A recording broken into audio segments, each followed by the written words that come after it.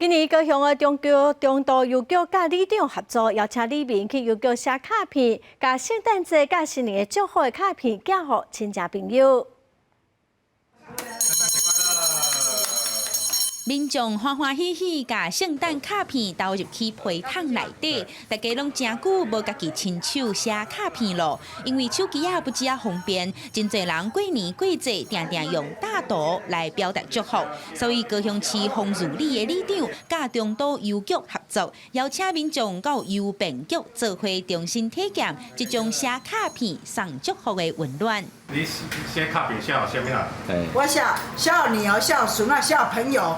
因为现在时代用赖啊、贴长辈图啊，资讯比较发达，像当有这个机会用咱家己用亲自用鉛笔写卡片寄予家己的好朋友，也是厝内的人，互这个圣诞节的活动可有。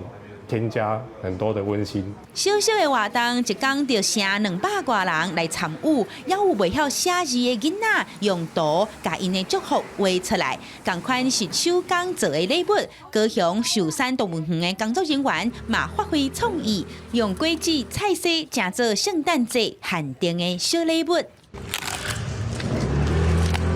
像是我们的苏卡达象龟，我们利用那个仙人掌，我们把它修剪成圣诞树的形状，那点缀番茄。那此外，像是我们的马来猴，我们也利用草莓来做成酸甜的小雪人。 动物园利用废弃的茶做鸡啊，再个把各种食米铺起去，甲做成圣诞树。废弃的水塔铺球，内底阁有藏食米，互园区的动物嘛体验无同款的食食，增加过节的气氛。